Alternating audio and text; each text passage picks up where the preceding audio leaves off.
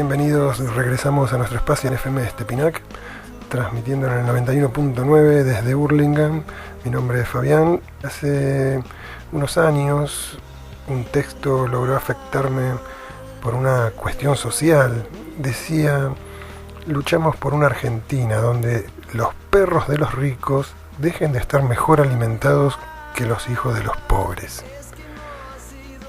Una frase que fue muy polémica y que tiene su origen en un economista estadounidense, Arthur Acton, quien hizo un gran aporte intentando mejorar las políticas económicas, preocupado por la desigualdad entre los que más tienen y los que menos tienen, que genera el capitalismo, hoy neoliberalismo. Acton integró un consejo de asesores económicos del presidente Johnson, quien sucedió inmediatamente a Kennedy por aquellos años, y como él hay muchas personas en nuestros barrios también preocupadas por esta cuestión social. En un trabajo en conjunto, la Pastoral Social de la Diócesis y Cáritas asumieron la reflexión de la propuesta del Papa Francisco de las 3 T: tierra, techo y trabajo. Convocando a las organizaciones que analizan estos temas, eligieron profundizar sobre el trabajo.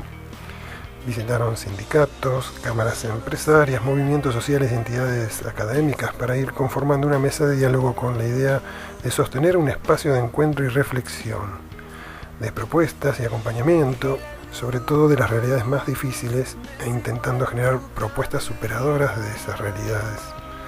Así surge en Morón el Foro en Defensa del Trabajo y la Producción, que recientemente organizó un taller sobre esta temática con una mirada desde la doctrina social de la Iglesia, a cargo del profesor Carlos García, y que ponemos por este medio a vuestro alcance, esperando que sea de provecho para aquellos que anhelan y se esfuerzan por una Argentina mejor.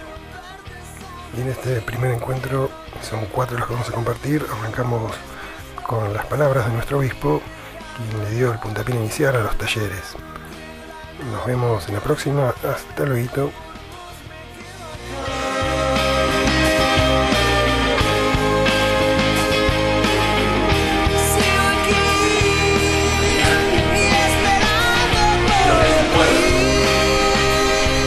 Pueblo que camina, y tenemos que caminar juntos, no dispersos, uno para un lado, otro para el otro, ¿no? Y juntos significa que estamos en comunión, en solidaridad. Pueblo que peregrina, ¿no? Como era el pueblo de Israel, ¿no? Dios viene cuando Dios se elige, cuando quiere manifestarse, revelarse, estar con nosotros, se elige un pueblo. Y a las personas, a los profetas, San José, Abraham, nos elige en función de ese pueblo. Entonces, bueno, somos pueblo y tenemos que ser cada vez más pueblo.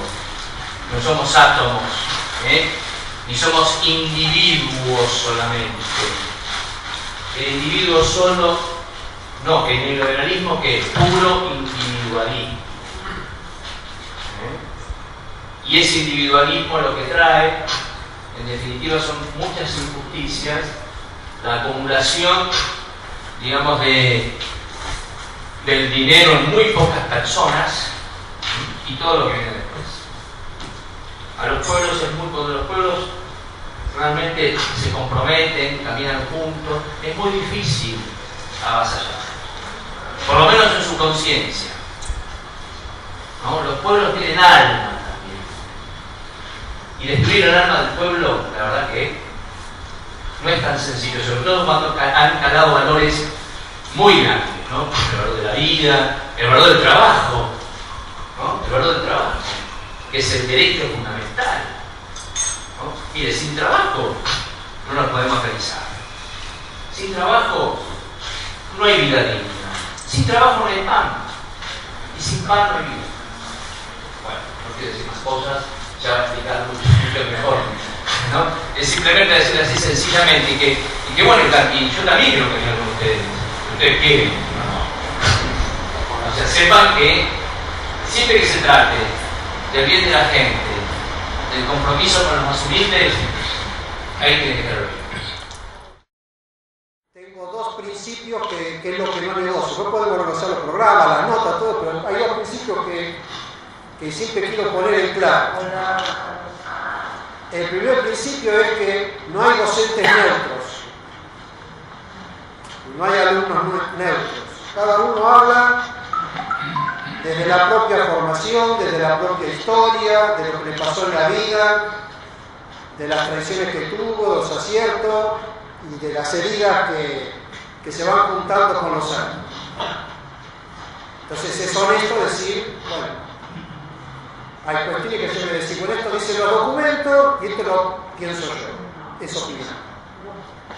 Y el otro principio es que viene de la educación popular, el conocimiento siempre es una construcción colectiva. No existe el conocimiento que se construye en soledad. Nadie puede decir, yo me formé solo, yo empecé a leer y estudié solo. Bueno, alguien te enseñó a leer, así que ya ahí está la colectiva. Bueno, con esos dos principios empezamos a trabajar. Acá tengo un ayudante de primera. Quiero remarcar foro en defensa del trabajo y la producción. Que haya un foro en defensa del trabajo y la producción ya dice mucho para la doctrina social de la Iglesia. Juan Pablo II dice en una de sus encíclicas: el trabajo es la clave de la cuestión social. El trabajo es la clave de la cuestión social. Si tenemos que integrar un foro en defensa del trabajo y la producción, que sí que algo no anda bien. Ojalá no tuviéramos que formar un foro para defendernos de esto, porque quiere decir que todos tenemos trabajo y los países están produciendo. Muchos habrán preguntado, ¿qué es eso de la doctrina social de la Iglesia? Que los curas y las monjas se meten en esto, qué sé yo. El cuadrito es un cuadro famoso de Berni, que se llama justamente Manifestación, ¿no? ¿Qué es eso de doctrina social de la Iglesia? Y hay varias definiciones. Hay definiciones que son más técnicas, académicas. Entonces ahí tenemos una que dice: es un patrimonio de enseñanzas que se organizan sistemáticamente. Es un cuerpo de enseñanza elaborado en el seno de la Iglesia como respuesta histórica a los problemas económicos y sociales. Ahí ya tenemos algunos elementos. Cuando dice que se elabora en el seno de la Iglesia, no quiere decir que solo la hacen los papas, los obispos y los curas. Sino, vamos a ver después de dónde surge, pero es la Iglesia la que elabora esto. Y es una respuesta histórica. Por lo tanto, no siempre va a ser la misma respuesta. Vamos a ver que la doctrina social de la Iglesia tiene principios que se aplican históricamente. Los principios no cambian, por eso son principios, son fundamentos, pero históricamente responden de una manera distinta según las circunstancias. Otro, es la aplicación del mensaje evangélico de Jesús a las circunstancias históricas y sociales. ¿Ves que se insiste en lo mismo? Los obispos argentinos han dicho que es el Evangelio de Jesucristo aplicado a la vida social del hombre, es su resonancia temporal. Así como la Iglesia no puede callar el Evangelio, tampoco puede silenciar su doctrina social. Nadie ha de temerle a ella, la Iglesia la anuncia a favor del hombre y de la paz social para el servicio de todos. Remarco esto: para el servicio de todos. Cuando nosotros vemos los documentos, sobre todo del Papa, dice: a mis hermanos en el episcopado, a los sacerdotes, a los religiosos, a los laicos, y en general agregan: y a todos los hombres y mujeres de buena voluntad. Ahí tenemos un primer elemento que dice León XIII, el Papa León XIII. Y ahí arranca. Entonces quiero marcar esta diferencia. En algunos autores hablan que hay una diferencia entre enseñanza social de la Iglesia y doctrina social de la Iglesia. En general, cuando se habla de doctrina social de la Iglesia, se habla de algo sistemático, armado. En la universidad se le dice corpus, ¿no?, de textos, y arranca, dicen, en 1891, que es cuando se publica la encíclica Rerum Novarum. Ahora vamos a ver los nombres. Yo empecé a decir nombres raros, te van a decir que te recontra, ¿no?, que estás diciendo. Sin embargo, entre las raíces de la doctrina social de la Iglesia hay toda una larga tradición que está en la Biblia, en la sabiduría de los pueblos, que se va como juntando, acumulando, y es una enseñanza.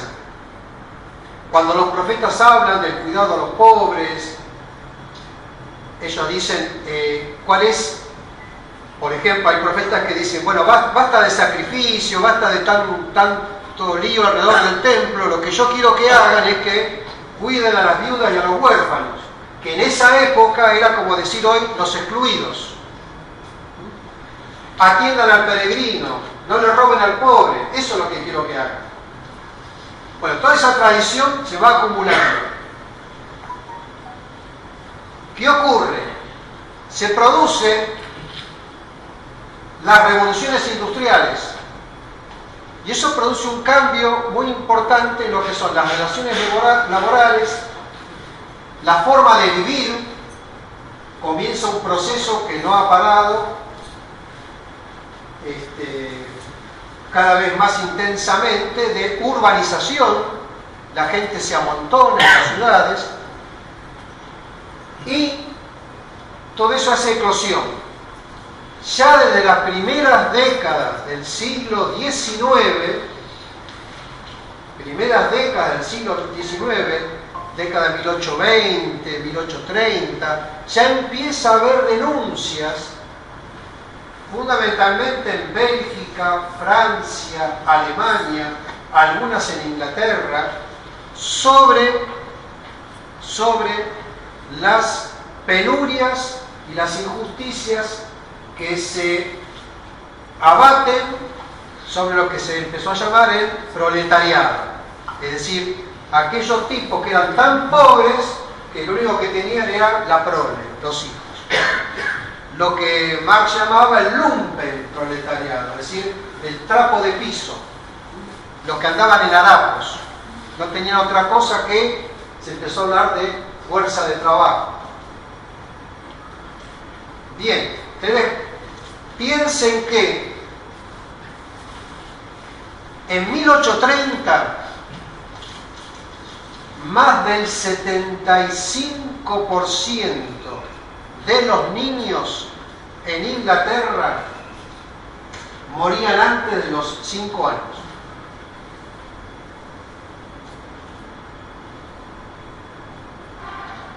Eso les da la pauta de cómo se vivía. Después, para hacer el trabajo, ya tenemos unos relatos de denuncias. ¿Por qué? Porque en la implementación de la revolución industrial hubo momentos en que el 50% de la mano de obra eran mujeres y niños. Hay fotografías, por lo tanto estoy diciendo que ya esto es muy adelantado. Hay fotografías que muestran el trabajo de los niños y niñas ingleses en las minas de carbón. ¿Por qué? Y bueno, porque si metemos pibes desde los 6, 8 años, los túneles son más chiquitos, ahorro costos, tengo menos problemas de derrumbe, y ahí los bajaban a las 6 de la mañana y los sacaban a las 8 de la noche. Alrededor del fines del siglo XIX, el promedio de vida de los hijos de los proletarios era de 8 años. Todo eso se va acumulando como denuncias dentro de pastores evangélicos, obispos católicos, laicos, gente del pueblo, médicos, abogados, Parte de eso después retoma Marx. Y en 1891, León XIII saca esta encíclica que se llama Rerum Novarum. Cuando se saca un documento del Vaticano, se lo escribe en muchos idiomas. Hoy hasta se lo escribe en dialectos africanos o latinoamericanos o idiomas latinoamericanos. Claro, pero si yo le pongo el nombre en alemán, se enojan los ingleses, si lo pongo en inglés, se enojan los españoles. Entonces siempre se ha hecho una versión, y se sigue haciendo, una versión de ese documento en latín. Y entonces se nombra el documento, sobre todo las encíclicas, se nombra por las 2 o 3 primeras palabras de esa versión en latín. Rerum Novarum significa en latín de las cosas nuevas. De las cosas nuevas que están pasando en el mundo, quiero hablar, ahí arranca el sí. ¿Cuáles eran las cosas nuevas? El liberalismo político, el capitalismo, la revolución industrial, las nuevas formas de organización del trabajo, el traslado de la población, las injusticias, etcétera, etcétera. Por eso se toma como referencia acá nació como la sistematización, esta encíclica en 1891. ¿Y de qué habla esa encíclica? Empieza a hablar de algo que nosotros ahora lo tenemos muy incorporado. Se empieza a hablar de la cuestión social. ¿Qué es la cuestión social? Ahora, eso después lo vamos a ver. No me acuerdo que lo que sigue así. Que esto, bueno, tiene carácter dinámico, ya está. La doctrina social abarca todos los campos en que se desarrolla la convivencia humana. Pero entonces surgió siempre esta pregunta: ¿por qué la Iglesia tiene que hablar de economía? ¿Por qué tiene que hablar de la vivienda? ¿Por qué tiene que hablar del trabajo?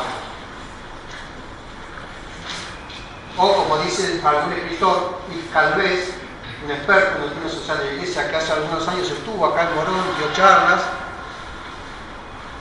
tal vez habría que hablar de las iglesias, porque también ha habido declaraciones de conjuntas entre iglesias católicas, no católicas, luteranas, metodistas, etc. ¿Por qué? Porque la doctrina social de la Iglesia no habla sobre lo técnico, sino que habla desde el campo de lo moral. Habla desde el campo de la ética.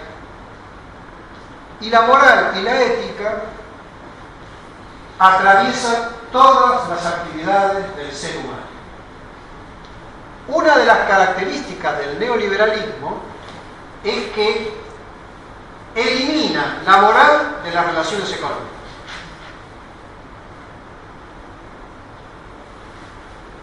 Por eso, Monseñor Casaldáliga, un obispo de Brasil, llegó a decir en un artículo muy lindo de hace como 20 años, para que vean desde dónde se está luchando contra el neoliberalismo, dijo: el neoliberalismo es la muerte,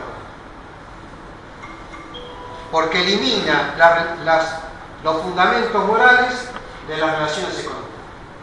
Entonces, en ese sentido es que la Iglesia trabaja este tipo de cosas. Pero acá tengo que hacer una salvedad.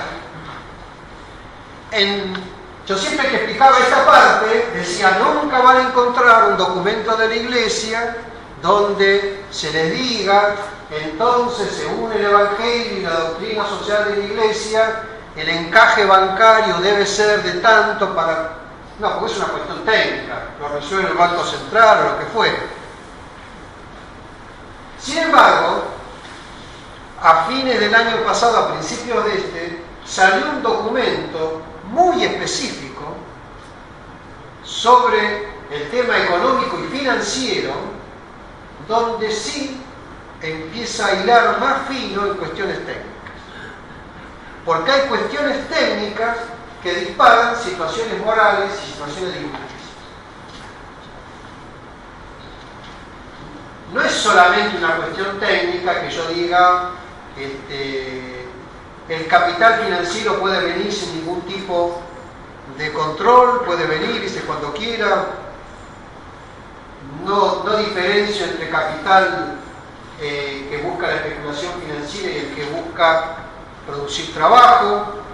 Eso también empieza a ser cuestionado desde valores morales, porque no es lo mismo un capital que el otro.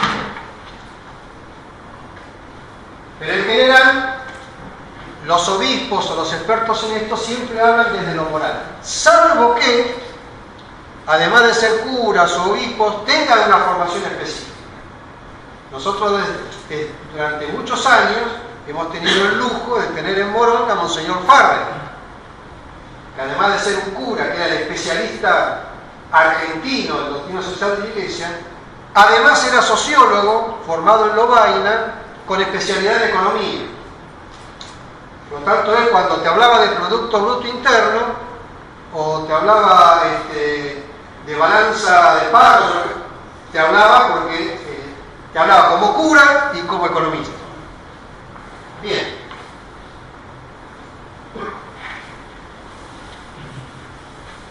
La doctrina social de la Iglesia es parte esencial de la evangelización.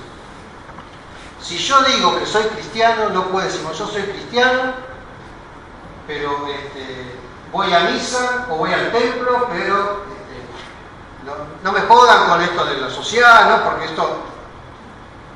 esto pasa, esto pasa.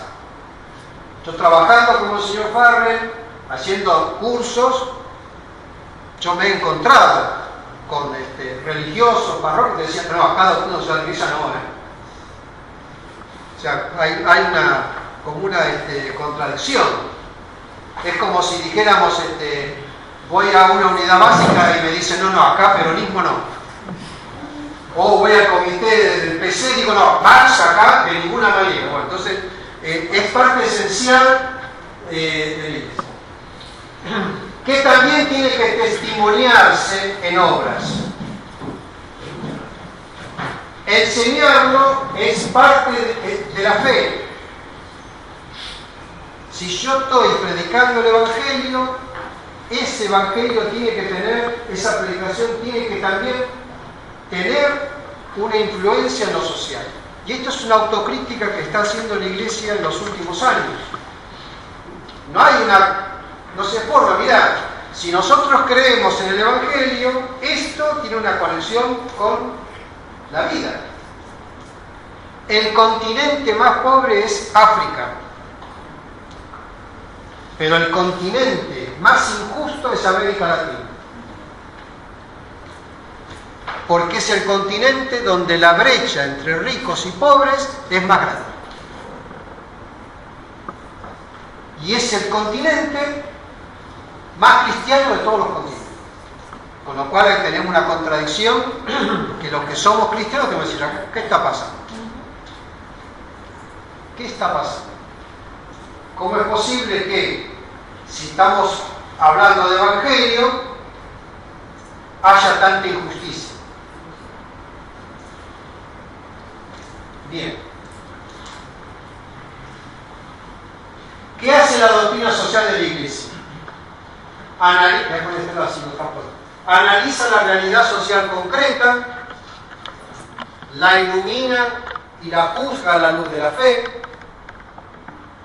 descubre, orienta y anima la acción transformadora de los cristianos de la sociedad, propone orientar y reordenar las instituciones de la sociedad en función de la dignidad de todos los hombres. Ya empiezan a aparecer palabras que son claves en la doctrina social de la Iglesia. Promoción, dignidad, totalidad, acción. Bien. ¿Cuáles son las raíces de la doctrina social de la Iglesia? ¿De dónde sale? Bueno, algo ya dijimos. En primer lugar, de la Biblia, la palabra de Dios. Nosotros acá tenemos, yo decía recién, muchos elementos concretos de organización de lo social. Por ejemplo,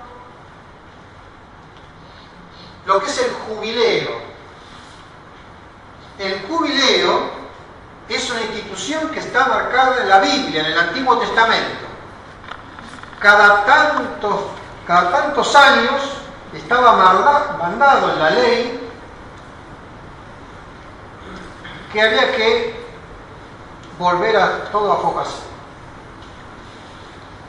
Era un año en el cual los que se habían tenido que vender, porque habían perdido todo, entonces se habían tenido que vender, entregarse como parte de pago, recuperaban la libertad. Era el año en que la tierra descansaba. Era el año o el periodo en el cual se redistribuía la riqueza. Era el año en que se hacían muchas, en el lenguaje moderno serían procesiones, actos como para decir nos purificamos. Pero esa purificación no era solo individual, personal, sino que también era social. Había que recomponer las relaciones y todo. Yo dije antes, los profetas marcaban siempre la pauta. Las denuncias de los profetas en general, los pecados del pueblo de Israel siempre venían acompañados de pecados en contra de la gente. La opresión de los más pobres. Fíjense que, por ejemplo, esto era común a todos los pueblos semitas, y mucho más. Los semitas serían lo que hoy conocemos como los israelitas, los árabes, el pueblo de pastores que estaban lo que hoy conocemos como Medio Oriente. El peregrino era sagrado, no se tocaba. La persona que estaba por un camino tenía que ser respetada porque se pensaba que Dios estaba con esa persona. Fíjense qué distinto que estamos ahora cuando ponemos trabas a la inmigración, lo dejamos que se muera en el mar Mediterráneo, decimos que son la escoria del mundo, no vengan a molestar, etc. Las enseñanzas de los padres de la Iglesia. ¿A qué se llama padres de la Iglesia? Los primeros años del cristianismo, esta doctrina de Jesús, lo que es el Evangelio, solo circuló entre los pobres. Los 12 apóstoles, salvo alguno como Mateo, que era recaudador de impuestos, en general eran tipos muy poco formados, pescadores, artesanos, se la rebuscaban como podían. Pasaron 2 o 3 siglos y el mensaje del Evangelio empezó a penetrar en capas más altas en ese momento de la sociedad. Gente que había estudiado filosofía, que había leído autores latinos, griegos, etcétera, etcétera. Y esa gente empieza a hacer los primeros tratados sistemáticos de teología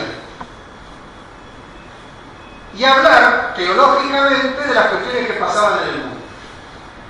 A eso se llaman los padres de la Iglesia. Si quieren nombres raros como para poner a sus hijos o nietos, ¿no? San Juan Crisóstomo, Cristóforo, San Agustín, al cual suena más. Y la teología, no solo la católica, sino también la teología protestante, recurre mucho a estos padres, porque estos padres de la Iglesia, estos teólogos, están antes de cualquier otro cisma que fue separando a la Iglesia. Entonces, por ejemplo, San Juan Crisóstomo, en temas sociales, te dice: lo que a vos te sobra no te pertenece, le corresponde al que le falta. Y si lo guardas, se lo estás robando. Por ejemplo, así nomás, no hacía análisis económico, no decía cuál es el producto bruto, no. Otro, si nos pavoneamos de que vamos a compartir los bienes celestiales después de muertos, lo que tenemos que hacer es compartir los bienes terrenales, si no, eso no lo vamos a poder compartir. Es decir, el compartir el cielo va a ser consecuencia de si compartimos la tierra, si no, vamos por el mal camino. El magisterio de la Iglesia. Esto es más específico. ¿Qué es el magisterio de la Iglesia? Bueno, todo el conjunto de las enseñanzas de los papas, los obispos, las conferencias episcopales, algunos teólogos, sobre estos temas. Entonces ahí tenemos las encíclicas, las cartas apostólicas, documentos, informes, etc. Y ahí vamos armando un magisterio. Así como en el campo de lo político decimos, bueno, nosotros tenemos esto, qué sé yo, comunidad organizada, doctrina, en otro lado tenemos el capital, el manifiesto, y así sucesivamente. Bueno, acá tenemos algo que es lo que nos enseña. Tradicionalmente, en los libros que por ahí tienen más de 30 años, aparecían nada más que estas tres patas: la palabra de Dios, los padres de la Iglesia y el magisterio de la Iglesia. Ya desde hace 10 años, 15 años, empieza a aparecer esta cuarta pata, y es evidente que tenía que aparecer, estaba oculta. La cuarta pata es el accionar del pueblo de Dios para transformar la realidad.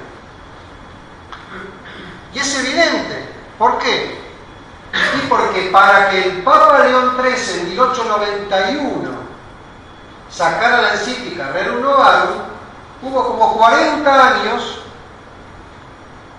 de laicos, abogados, médicos, los primeros dirigentes que hoy llamaríamos gremiales, sindicales, porque tampoco había demasiada organización, curitas de pueblo que veían lo que estaba pasando, que ya estaban como revolviendo el avispero, diciendo acá, a ver si sacan algo. Bueno, esa es la cuarta parte.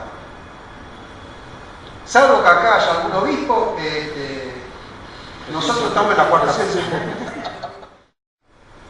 Cuestión social. La doctrina social de la Iglesia pone la cuestión social. Y acá de esto va a salir el pequeño trabajo grupal que vamos a hacer ahora.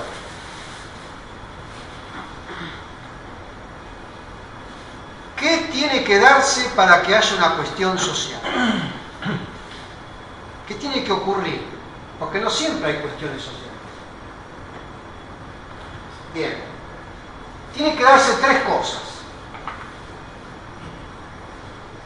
La primera es que haya un mal social. Porque puede haber cosas que están mal, pero no son sociales. Yo, por ejemplo, siempre digo, es probable que en este momento, en la capital de Suiza, haya alguien durmiendo en la calle. ¿Por qué no? Pero lo más probable es que a lo mejor se tiró, se volvió loco, el cónyuge lo rajó de la casa, o perdió una conexión de tren y quedó ahí, no sé, lo que fue. Pero en Suiza uno no camina viendo en cada esquina gente en la calle. En cambio, en las ciudades de América Latina, y en las ciudades de Buenos Aires, uno ve, y en Morón, uno ve pues, en la cantidad de personas afectadas, dice, esto no solo es un mal de un grupito muy pequeño, de alguien que circunstancialmente pasó algo, sino que esto es un mal social. Tiene que haber un mal social. Como ahora en Capital. Como ahora en Capital, sí, acá en Morón también. Segundo, tiene que haber conciencia de ese mal. Porque muchas veces ha habido males sociales, y no había conciencia de que eso era un mal. Vuelvo a lo que dije hace un ratito, el trabajo infantil. El trabajo infantil se lo describía como algo que está armado así.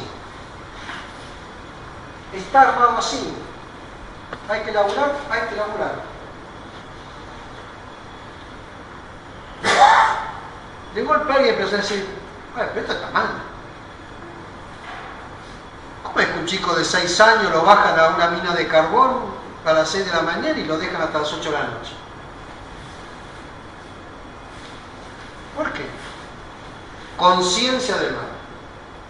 Y el tercer elemento que tiene que darse es que, además de tener la conciencia de ese mal, haya un intento por solucionarlo. Entonces ahí tiene sentido la palabra cuestión, es decir, empiezo a cuestionar, esto está mal.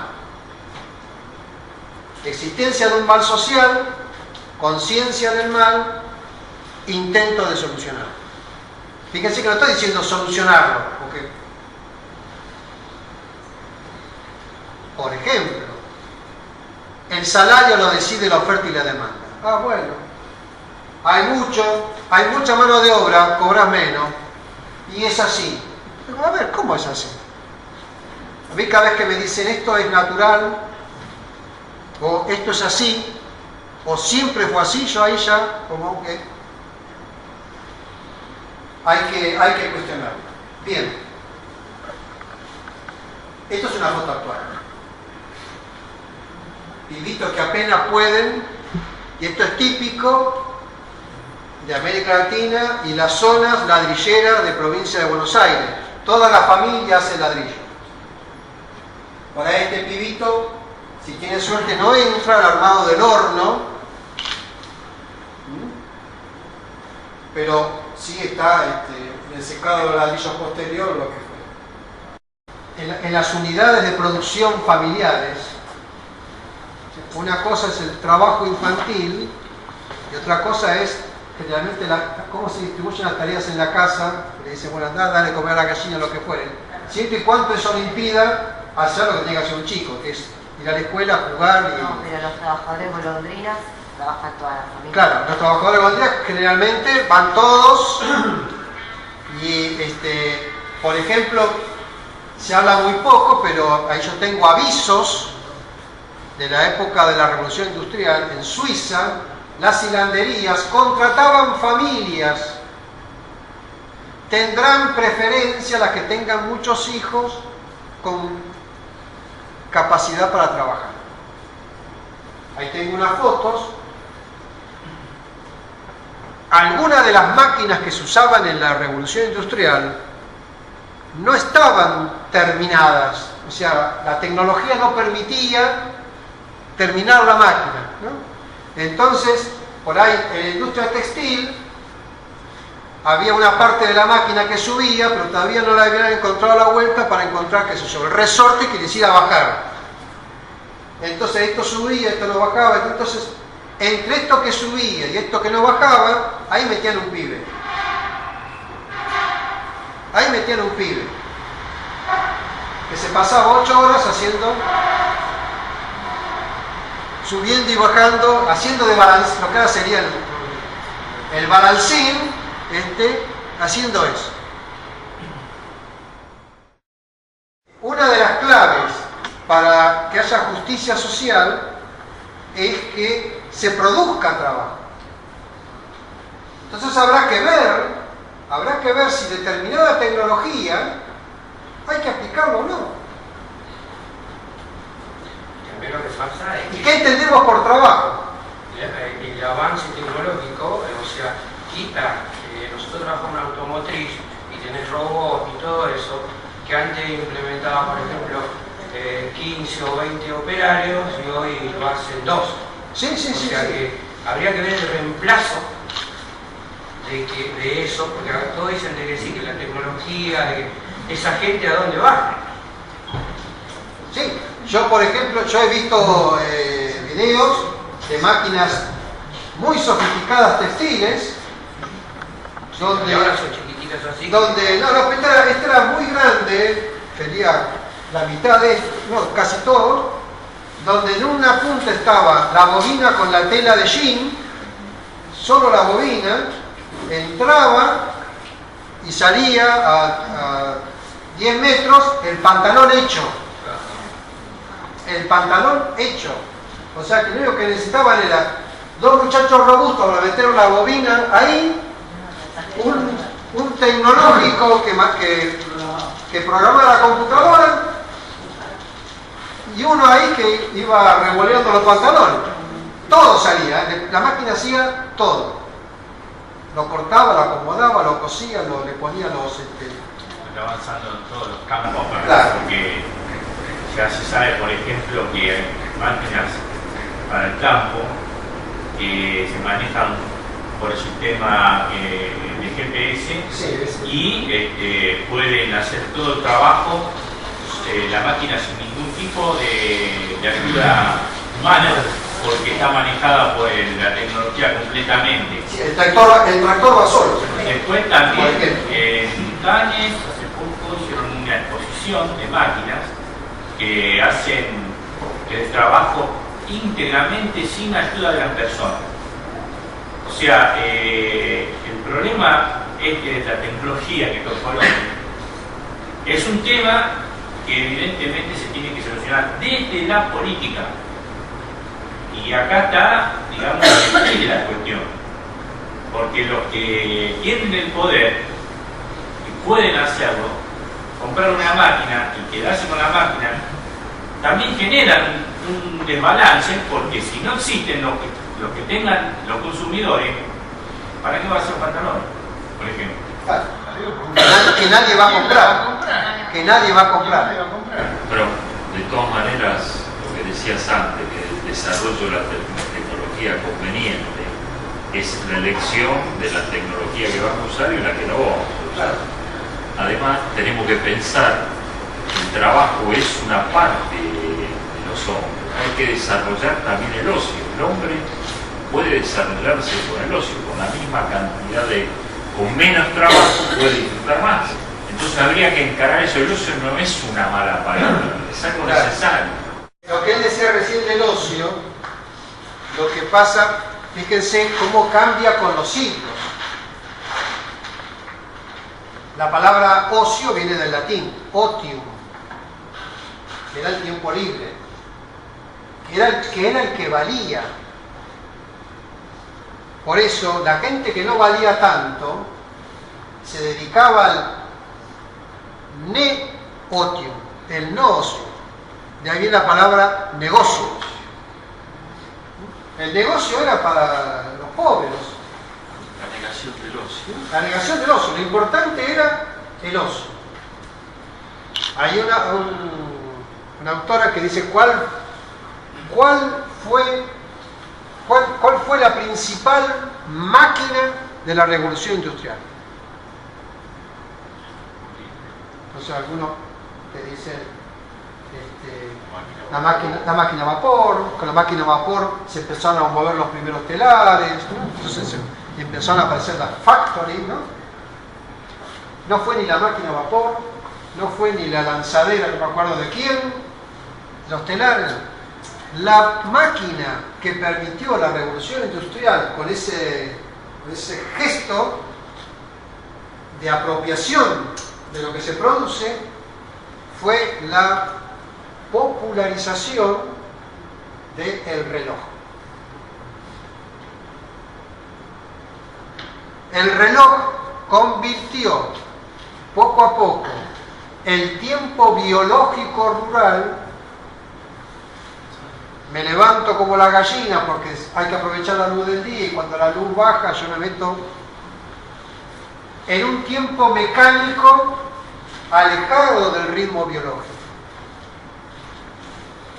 Por lo tanto, si ustedes leen los reglamentos de una fábrica textil en Manchester, en la plena revolución industrial, van a ver que el obrero, como tengo una maquinita que hace tic-tac, tic-tac, el obrero entra a las 6 de la mañana y si es invierno, puede tener encendida la lámpara de aceite arriba de su telar, supongamos hasta las 8.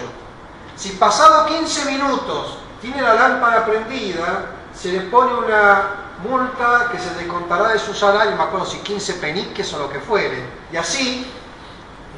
Pero no importa si es de día o de noche, vos tenés el horario es, y ahí viene el famoso time is money, ¿no? El tiempo es dinero, el tiempo es dinero. una de las raíces del capitalismo y de la acumulación es que se apropió del tiempo.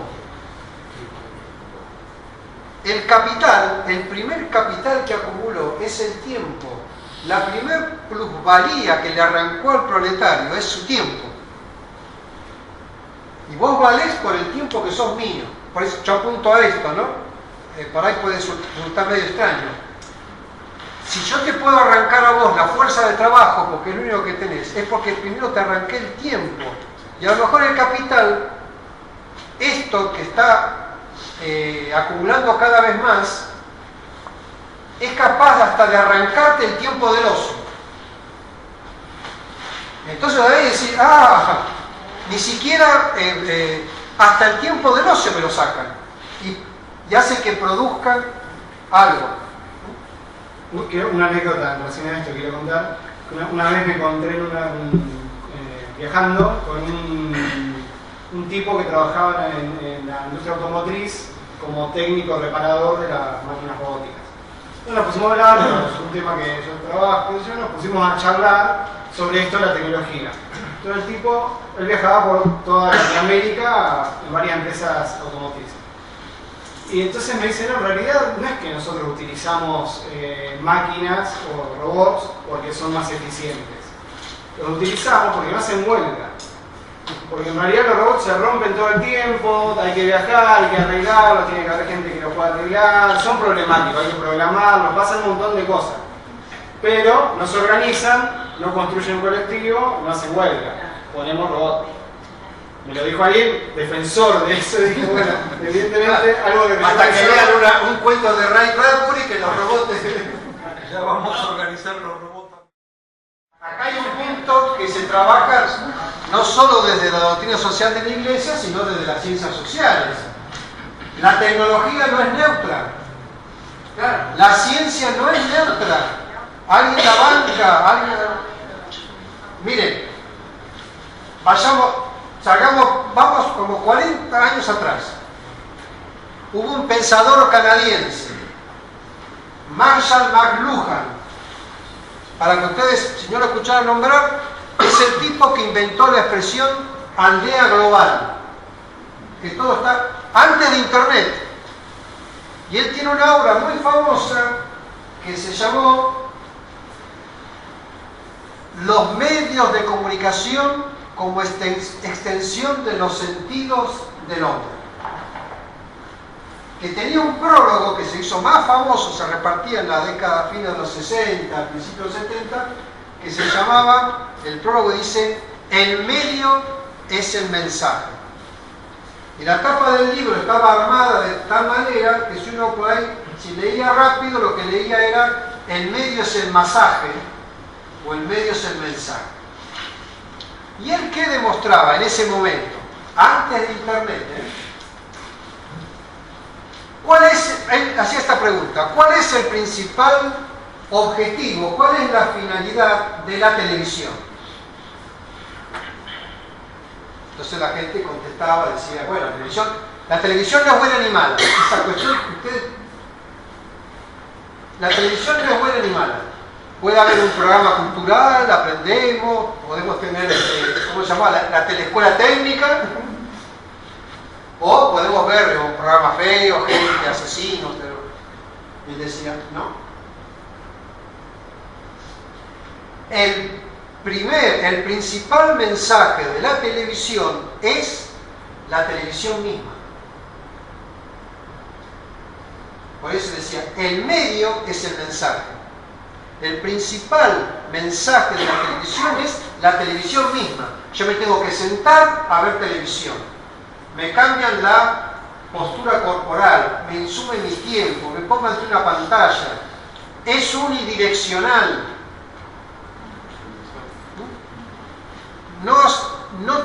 No arman su psiquismo de la misma manera aquel que ve mucha televisión que aquel que está escuchando radio. La radio nos permite otro tipo de cosas.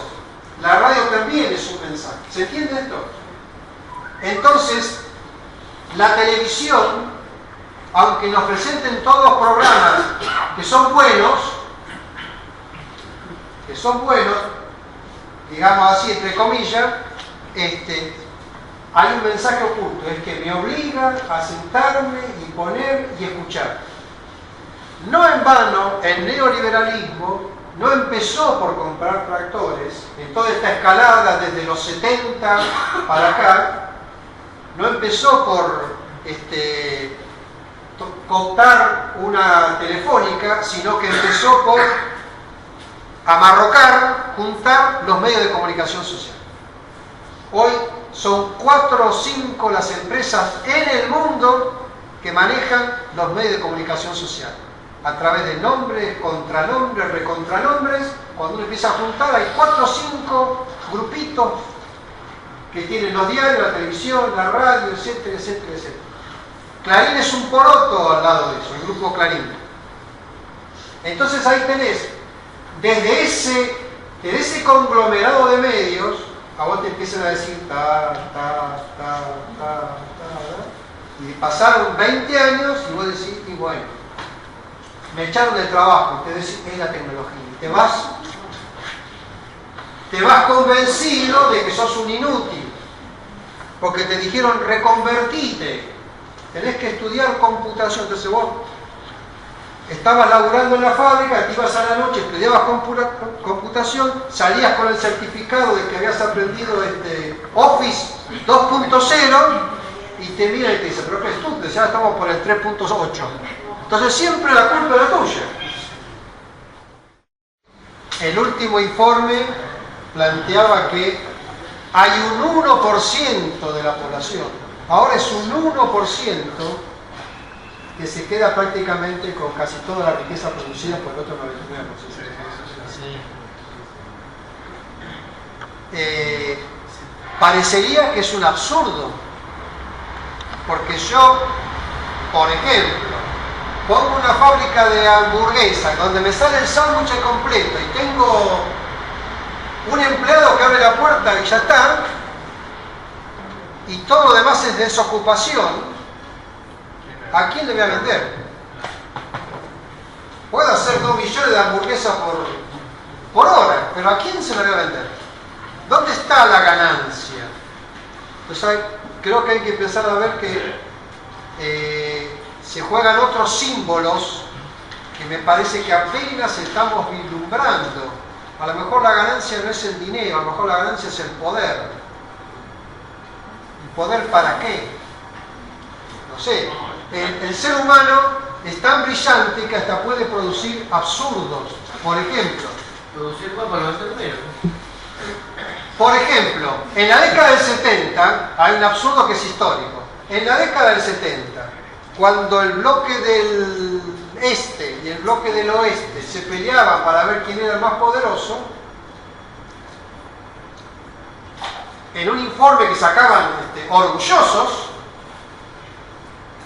decían que había acumulado en el mundo, entre Estados Unidos, Francia, Alemania, en ese entonces la URSS, la Unión Soviética, material nuclear bélico para destruir al mundo 7 veces. ¿Se puede ser tan estúpido para acumular y poner guita en material bélico para 7 veces? Que después que la destruyeron la primera vez, ¿qué van a hacer con las otras 6? Le ofrece, digamos, al poderoso del mundo una posibilidad de producir, incluso de hacer la guerra, sin necesidad de tanta gente. Entonces, digamos, el replanteo que se da frente a esto que se dice que es un absurdo, porque si vos dejás a todo el mundo desocupado, no vas a tener a quién venderle.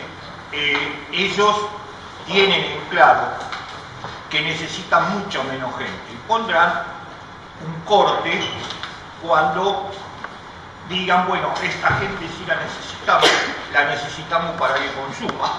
Ya muchos en Inglaterra y en Europa están hablando de un salario social para el que se queda siempre abajo, para que consuma.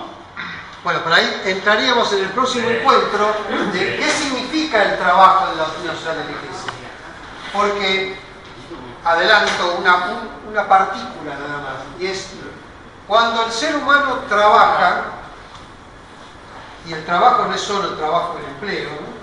Cuando el ser humano trabaja, se trabaja.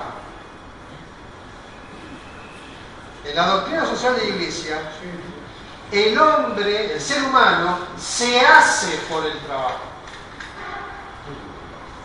Entonces, hay una cuestión que es la esencia del ser humano. ¿Qué hacemos con esto? O sea, es un tema que se engancha con lo teológico y lo filosófico. ¿Qué entiende la teología? ¿Qué es el ser humano?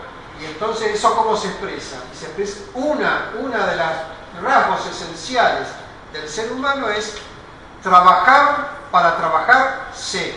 Si yo me hago en el trabajo, no solo hago un trabajo, sino que me hago a mí mismo en el trabajo. Cuando nosotros desde el foro hicimos la presentación del documento Hay otro camino, yo había hecho una referencia en el diálogo con las personas presentes sobre que hay una relación, para mi gusto directa, entre monocultivo y pensamiento único. Es decir, a nosotros nos ponen como que lo más importante del país es producir soja. No tengo nada contra la soja específica, si es transgénica ya me suena un poco raro. Y entonces, el paso es que esto que es material, que es el porotito, en realidad es símbolo de algo que está pasando mucho más profundamente. Es decir, un monocultivo es fruto de un pensamiento único. Solo se piensa de una manera, solo es importante esto. El neoliberalismo es experto en esto. Hay una sola forma de pensar, hay un solo camino. No me quiero repetir con el ámbito presidencial, pero esto es lo único que podemos hacer, no hay otra cosa, esto es lo que hay que hacer. Es que ellos no se salen del camino como nosotros. Bueno. Nosotros pensamos distinto y nos salimos del camino. En cambio ellos no, ellos mantienen una línea y ahí no se mueven. Entonces, eso hay que estudiarlo. Para mi gusto, ya como militante político, para mi gusto, no hemos puesto el suficiente empeño en formación de cuadros, con más, o sea, nos falta como contenido, no es que ustedes no lo tengan, o sea, mucha más gente para contrarrestar. Así como no hay sojización, yo mezclo temas, ¿no? Pero para que vean así como no hay sojización sin glifosato, también tenemos que descubrir cuál es el glifosato del pensamiento único. Que está, cuál es, cómo se arma, dónde lo están enchufando. Y esto es así. A fines del 2016, se hizo un estudio en Rosario, en Santa Fe, sobre población masculina.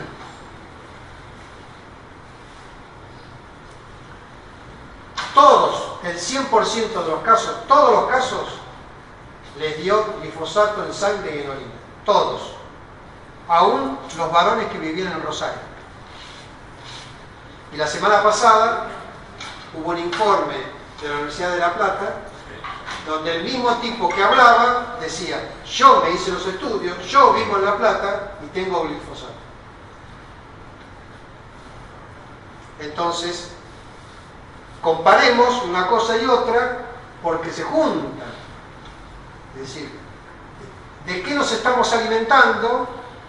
Es paralelo a la pregunta: ¿cómo se está formando nuestro pensamiento?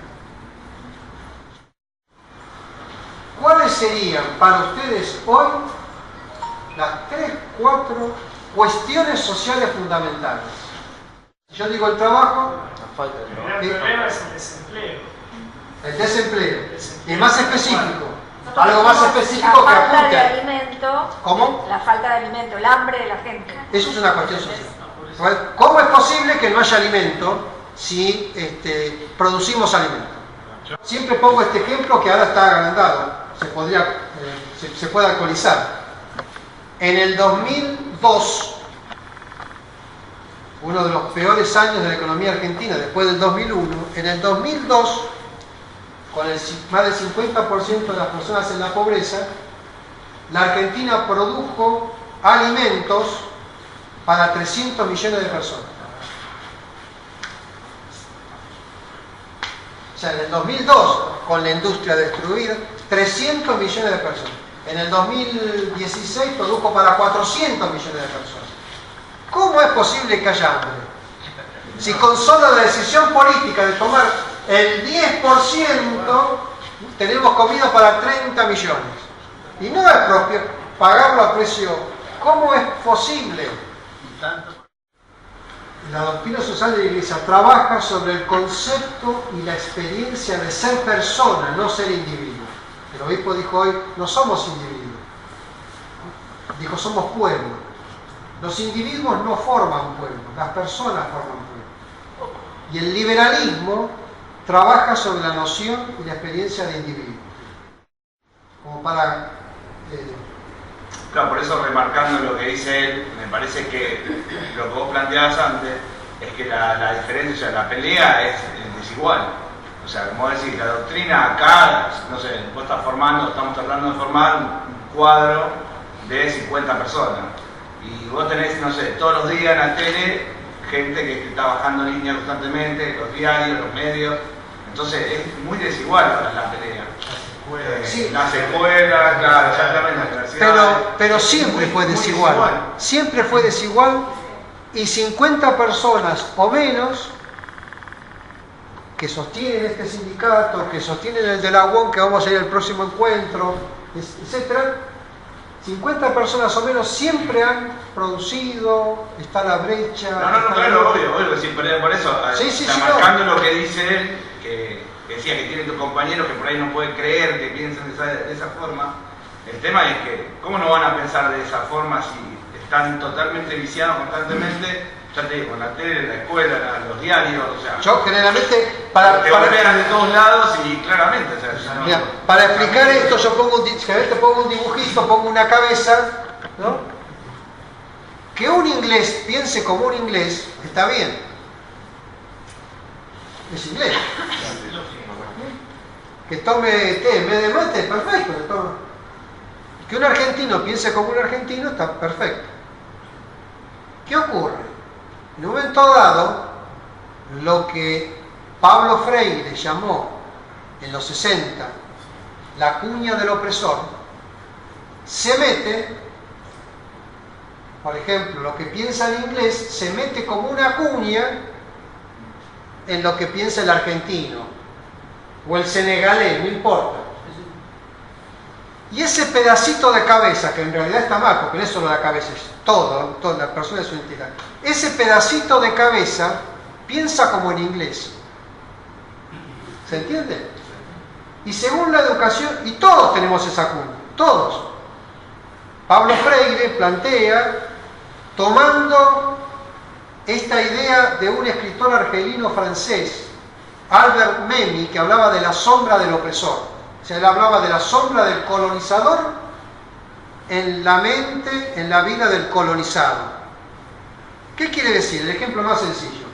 Es el obrero que se la pasa reputeando al capataz porque lo trata mal y cuando dice sos capataz, hace lo mismo que el capataz. Sí. Está pensando desde la cuña del opresor. Bien. Cuando compañeros míos municipales me decían, no puedo comprar dólares. Y yo le decía, pero ¿cuándo compraste dólares vos? No importa, pero si quisiera comprarlos no puedo. ¿Desde qué está hablando? Desde la cuña del opresor, que horas, años de televisión te van metiendo, ¿verdad? Y no en programas políticos, porque eso es fácil. Cuando yo me pongo a ver un programa político ya tengo todas las antenas. Te lo meten en los programas de la tarde, hablándote mal de un artista, en los programas de Chimento, te lo van metiendo por ese lado. El gran divulgador de la ideología neoliberal es Tinelli, con la imagen que vende de la mujer, con la imagen de lo que vende de lo que es el tiempo, cómo se lo pasa. Esas personas son las que te preparan. Entonces de golpe vos te das cuenta que estás pensando como que en paz descanse, como Bernardo Lerta. Pero yo nunca escuché a Bernardo Lerta, no, porque estoy escuchando a todos los que han nacido esa cuestión. Entonces, esto también es una cuestión social. ¿Cómo es que yo pienso como aquel que me oprime? Ese es el gran triunfo del opresor. Que yo piense como... ¿Se entiende? A ver, si yo... Otro ejemplo. Si viene un tipo que pesa 300 kilos y me dice, Javier, te voy a romper, con un palo te voy a romper la cabeza y te voy a matar, yo tengo dos opciones. Soy valiente y estúpido y digo, te enfrento y muero, o soy inteligente y rajo. Pero hay una tercera opción, que es la que se está dando. Este tipo que pesa 300 kilos, con un palo además, me convence que la paliza que me va a dar es muy buena para mí. Esa es la cuña del opresor. Después voy y lo voto. Después voy y lo voto. Esa es la cuña del opresor. ¿Te das cuenta? Esa es la cuña del opresor. Dos compañeros trabajadores. Qué diferente sería una sociedad, ¿no?, donde el sistema nos fue llevando a eso, a encerrarnos nosotros, a tener todo un sistema burocrático, en la cual nosotros no podemos participar. O sea, nosotros no podemos saber, porque es como que ya la gente se empieza a alejar de las cuestiones, tanto de la escuela, la cooperadora, de nuestra salita, de nuestros hospitales, y se empiezan a cerrar esos organismos también. Lo que pasaría si el pueblo mismo diría, bueno, yo tengo mi escuela, a la vuelta tengo un compañero que es plomero, allá tengo otro que suelda, allá, y entre todos organizamos nuestra sociedad y haríamos un mundo mucho mejor, ¿no?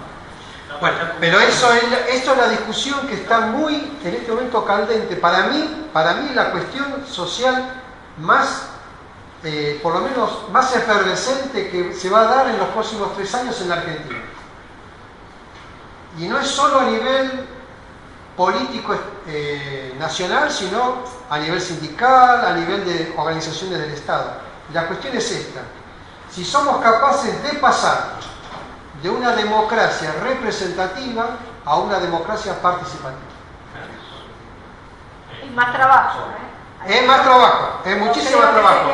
Pero evidentemente por este lado no vamos a ir, No vamos a ir, porque los representantes aislados de sus representados, y el sistema se encarga de ponerlos aislados, te resuelven lo que quieren en función de las presiones que tienen de los mismos que lo pusieron. Digo, entonces vos tenés un senador que fue juez y que está opinando y te dice, no, pero hay violaciones que si son dentro de la casa no son violencia. El Cornofey. ¿Eh? El Cornofey, el Cortubé. No, Urtubey, no el Salteño. El Cornofey también. Claro, entonces decir, ¿y este hombre a quién representa? O sea, independientemente de que si uno está a favor o no, digo, ¿cómo puede razonar y decir eso y quedarse tan... O sea, en una democracia participativa decía, a ver, venga Braga, no, usted le revoca el mandato, no sé, vamos a ver, Termino con un número, para que vean, una vez, dije, por el ejemplo, no critico al Real Madrid, sí. No le critico al Real Madrid, no critico al fútbol, no critico a nadie, cómprense la camiseta que quieran. Pero la otra semana vi un número, dije, algo anda mal en el mundo.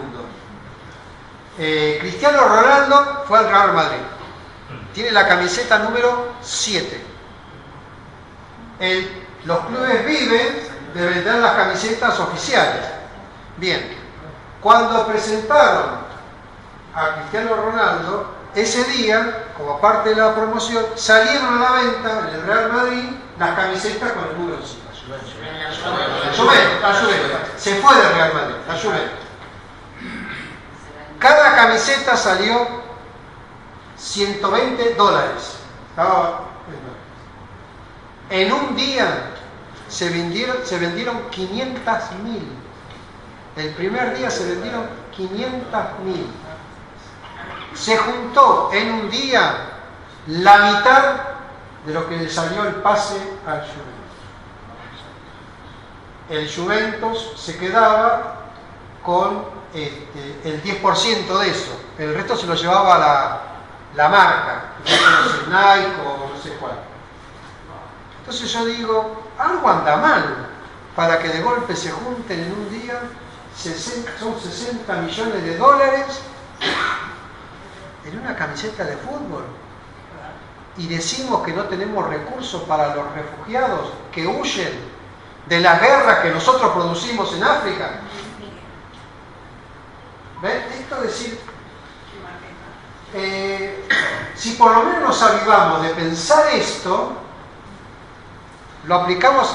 ¿Es posible que la Argentina, que produce tantos alimentos, tenga hambre? O sea, acá hay algo que está... ¿Cómo es que si la tierra es nuestra, el trigo sale de acá, qué sé yo, cómo es que yo le cobro al panadero la harina de trigo al precio de la bolsa de cereales de Chicago? Si no lo importamos, lo producimos acá. O sea, 30 pesos el kilo, 50 pesos. Bueno, nos vemos, si Dios quiere, el